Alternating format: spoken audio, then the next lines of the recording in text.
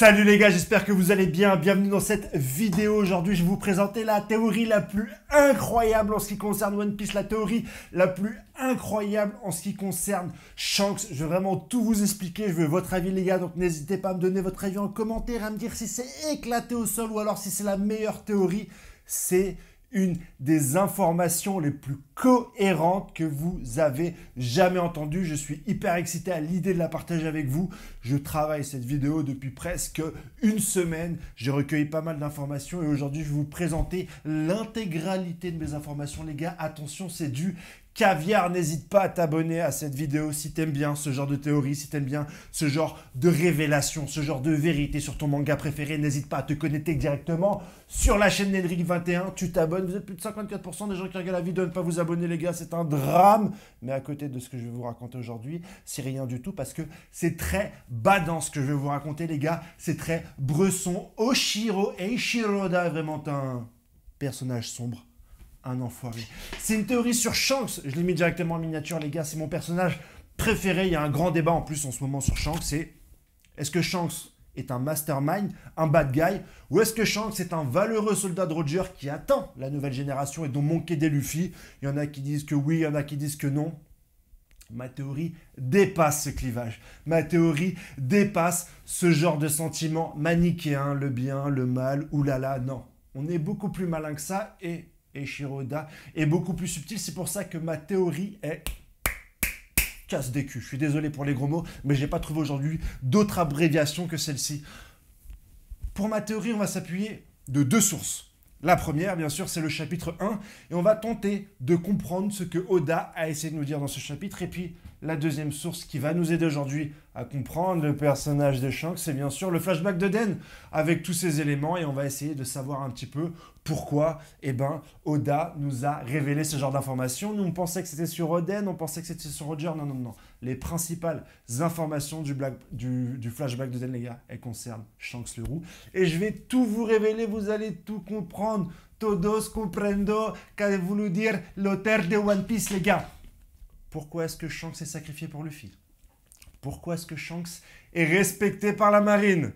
Pourquoi est-ce que la marine autorise Shanks à récupérer le cadavre de Ace et de Barbe Blanche? On dirait que la marine doit quelque chose à Shanks. Vous ne trouvez pas pourquoi le Gorosei,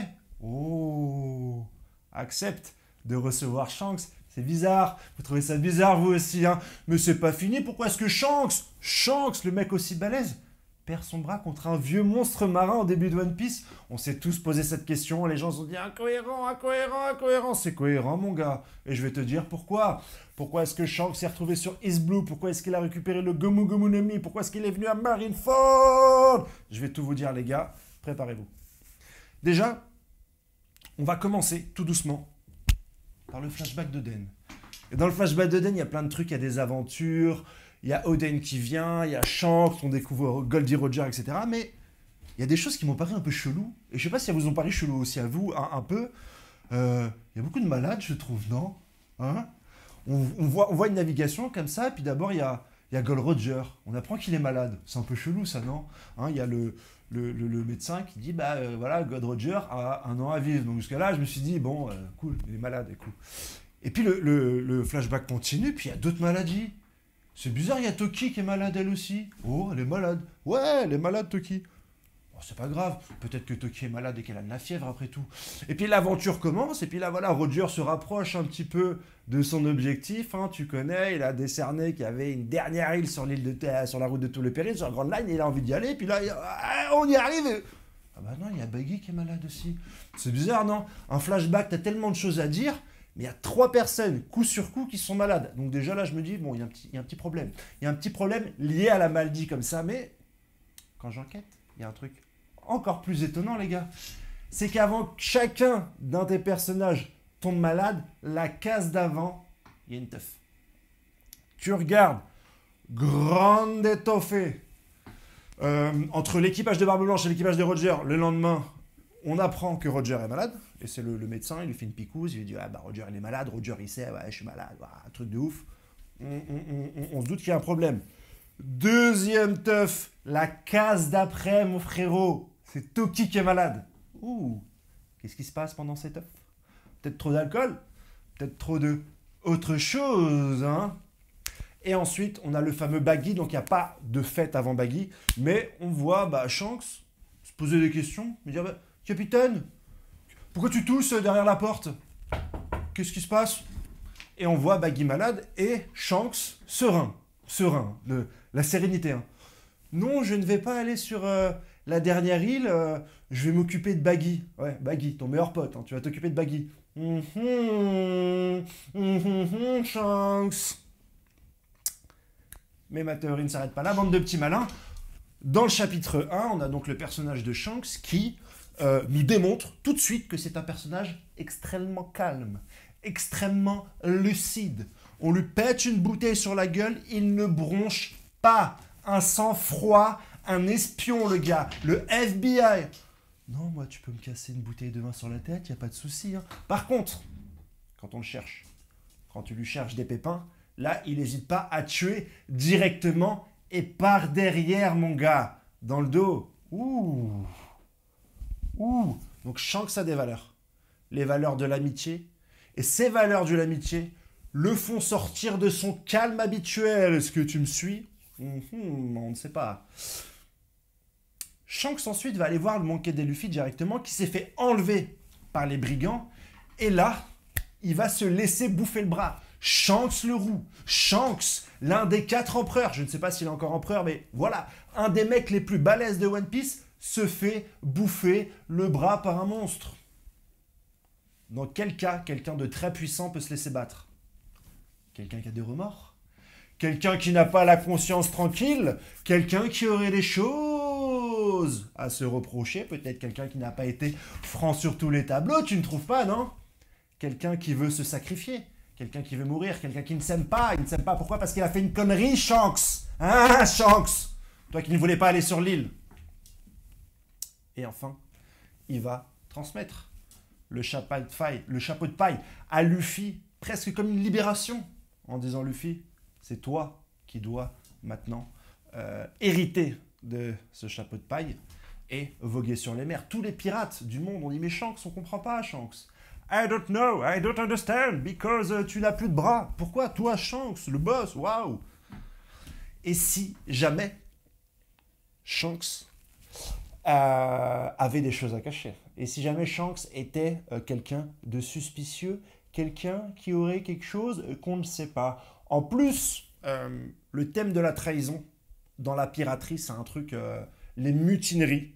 Et je vous conseille fortement de lire le bouquin de Stéphane Hessel qui porte sur Magellan et qui parle du premier homme, en portugais en plus, qui a fait le tour du monde. C'est le premier qui a fait un tour du monde. C'est de Stéphane Hessel et vous allez comprendre que les mutineries font partie intégrante de la piraterie.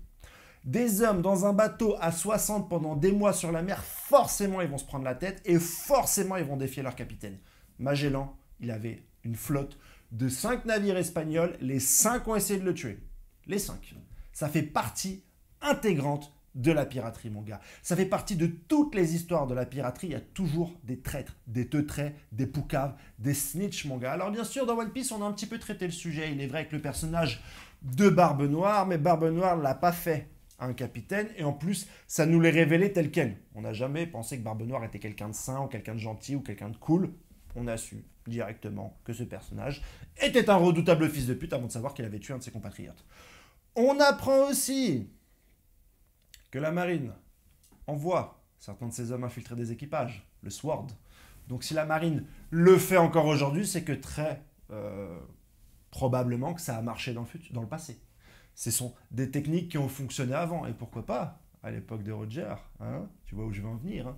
Peut-être que si aujourd'hui la marine essaie de l'infiltrer l'intégralité des empereurs, c'est que dans le passé, elle a déjà réussi à le faire et qu'elle a déjà réussi à avoir des informations. Alors si on regroupe l'intégralité de ces choses, le comportement de Shanks pendant le flashback, les différentes maladies, Shanks qui semble avoir des remords, Shanks, le personnage si calme, qui ne bronche pas lorsqu'on le frappe, tel un espion au sang-froid russe, et qui n'hésite pas à tuer par derrière, et un personnage qui a des remords, notamment des remords, au point de se faire bouffer un bras, tu te doutes bien que, en réunissant tout ça, je me suis dit, mais peut-être que Shanks n'est pas si blanc que ça, et peut-être que c'est un traître, un membre de la marine, un Sword de l'équipage de Goldie Roger, qui ferait que Sangoku ou que le Gorosei accepte de lui parler. Shanks aurait révélé l'intégralité des secrets de Gold Roger, mon pote. Tout. Il aurait tout dit. Une poucave, une snitch.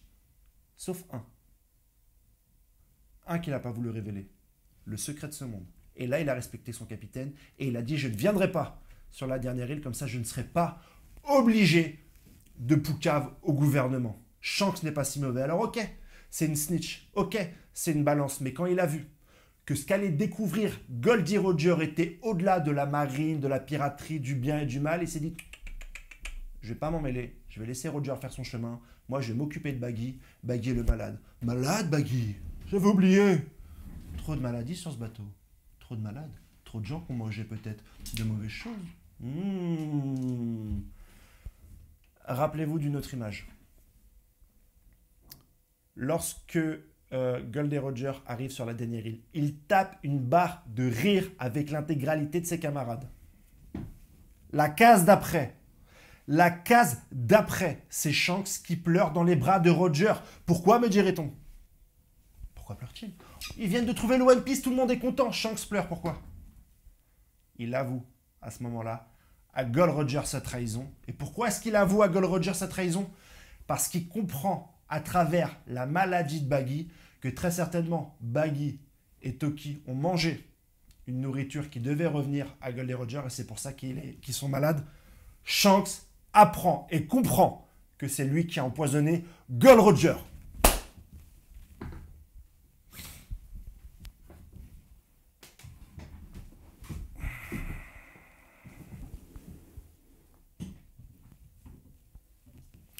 Je te laisse digérer un peu.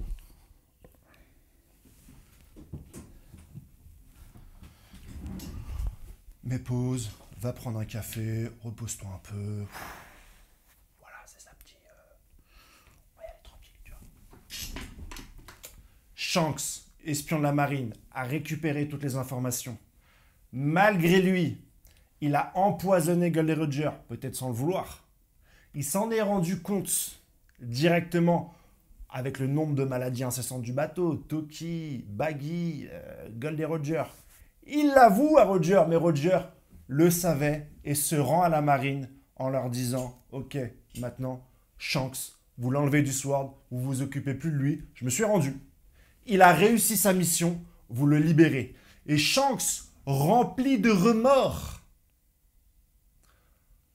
va sur les îles, se promet de trouver celui qui sera capable aujourd'hui de remplacer Goldie Roger. Et qui protège Shanks dans le chapitre 1? Quel est le personnage qui prend les patins de Shanks envers ce vieux vagabond? C'est Luffy. Il gueule, mon frérot. Il n'y a pas Shanks qui gueule. Vous parlez pas comme ça de mon pote. Luffy se fait enlever. Shanks, à travers le fait de se faire protéger, parce qu'il a été protégé par Gold Roger, qui savait que Shanks l'avait empoisonné, qui savait que Shanks l'avait balancé, mais il l'a dit à personne et est parti se rendre pour libérer Shanks de la marine. Shanks, touché par un enfant qui réagit directement comme Goldie Roger, il va le sauver et il perd son bras. Il dit « Cette fois, je paierai le prix de la protection qu'on m'a donnée. Cette fois, je donnerai mon bras, non pas pour Luffy, mais pour le geste de Gold Roger. » Voilà la théorie, la vérité, mon gars, sur Shanks. Pourquoi est-ce que Shanks a pleuré? Pourquoi est-ce que le gouvernement le protège? Pourquoi est-ce que le Gorosei veut bien lui parler? Mon gars, parce que si jamais le monde entier sait que le gouvernement a empoisonné Gold Roger à travers Shanks, le gouvernement, ils sont morts, mon gars. C'est le plus grand secret du gouvernement, mon frérot. Ils ont empoisonné Gold Roger à travers Shanks, mon gars. Et c'est pour ça que Gorosei le laisse parler. C'est pour ça que Sangoku a dit, vas-y, Shanks, si c'est toi, on te laisse tranquille. Et c'est pour ça que Shanks, malgré la confiance du gouvernement, a une prime de 4 milliards, mon gars. Rah, tu l'attendais pas, celle-là. Celle-là, tu l'attendais pas, mon gars. Méga théorie. Partage-la à la famille. Partage-la à tes enfants. Partage-la à tes potos. Partage-la à tes ennemis. Partage-la à Glénat, mon pote. Et dis-moi en commentaire si tu es d'accord avec moi. Je te souhaite une bonne journée, les gars. Je vous dis à la prochaine pour le chapitre 1044 et peut-être pour une surprise ce week-end. Allez, ciao. Et réfléchis à propos de Shanks. Ouh, j'ai failli oublier. Argument de ouf encore. Voilà, si t'es encore là sur cette vidéo. Dernier argument, les gars. On va mettre un petit dernier argument. Voilà. Hein. sur la photo de Shanks, sur son avis de recherche, et regarde sur le côté. Au Japon, quand tu regardes sur le côté comme ça veut dire que t'es un traître, que t'es un putain de teutré.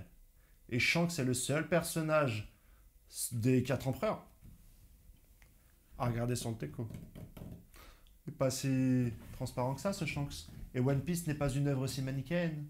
Le bon, le mauvais, des fois ça se mélange.